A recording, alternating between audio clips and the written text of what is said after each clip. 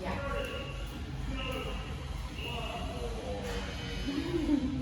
All we're going to hear is Jemal in the background. Let me just check this is recording because I'd be so annoyed. Ready? Hey everyone. See.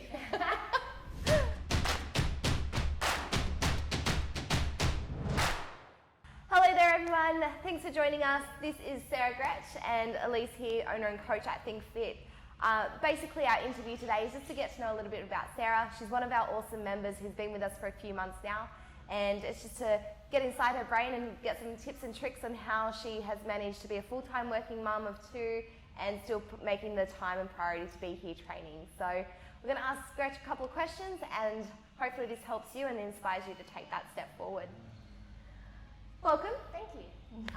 So for yourself, Gretch, I guess these questions are going to be really around healthy habits. So for yourself, how big a role has nutrition played in your life?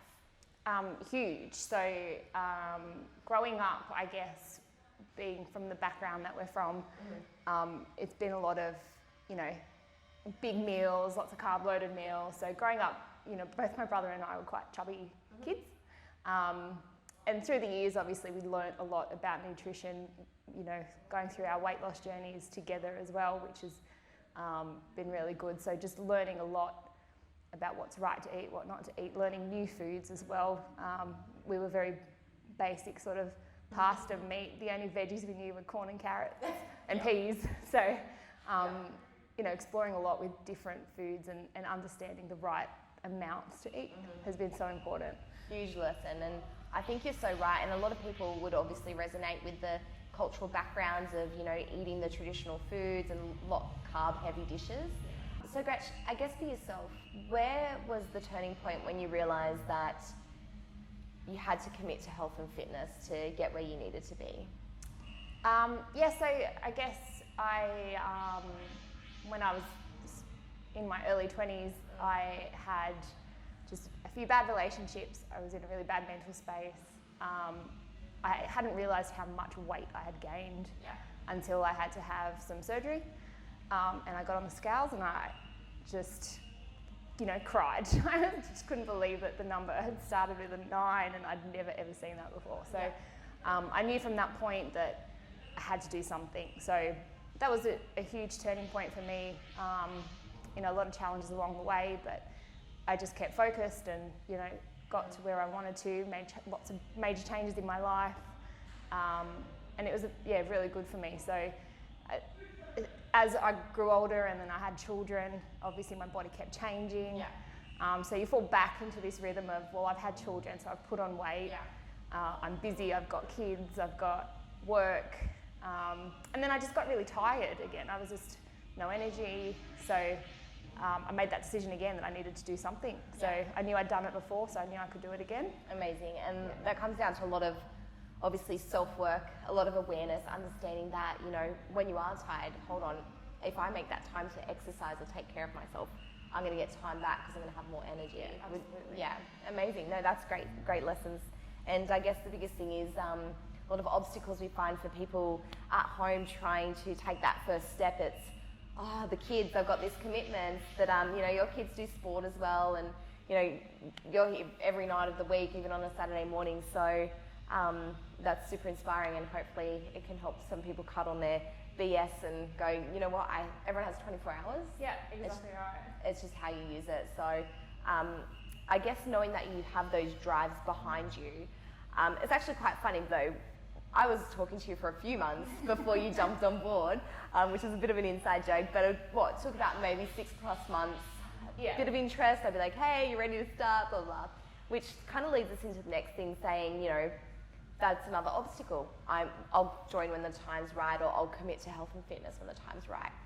For you, what did it take for you to just take that leap and go, okay, was it timing, or what was your thought process and how did you take that leap? Yeah, I was just always, it was the excuses. It's, I work late, I need to get home to the kids, I need to be there for them, I need to do this, I need to do that. So it was just, I realised that, the timing's never right. You just got to make the commitment to turn up. And you know, coming here and the way that the classes were sort of set up, the times that they were, the fact that it's around the corner from home, it just made it so much easier for me to go, well, you book into a class, you commit, you turn up, and you have to be here. So, yeah, I had to block out all the noise in the background of, well, you should be home, you should go straight home to your children, and just do something for me. So. And it's so true. And a lot of women and males, mums and dads face that, like, oh, I should be home, I should be doing this. But I also love hearing when you go home, you can be a better mum because you've got more energy, and filling up your cup will help you overflow to those around you. So I think that's a really key, important message, knowing that, removing that guilt and that little voice that says you should be home. Tell us about, what's your favourite memory from being here at Think Fit? Oh. A favourite memory. Oh, the dance, the dance night was so much fun. Probably even like everything through COVID, like just being on those Zoom, you know, I actually forgot about it the other day. I remembered it. I was like, we actually used to smash ourselves being at home with you guys coaching us through the computer screen. It was so bizarre, but yeah, like it worked. Yeah. It worked, and we kept going. Do you get through? Absolutely, because that was me time without actually leaving the house. So I could just go outside in the garage, or, you know, the kids used to join in. How many times they used to join in? They did that. So it was fun because they could see that, you know, it's fun to exercise, and they could see everyone having fun. So they were good memories. Okay, so say if we took you back before you started Think Fit, you know, where you were at that headspace, you know, maybe the feeling of anxious of starting something new and not knowing anybody, and a lot of people watching this, you know, go, oh, I can't go alone or can't go with a friend, and you came alone.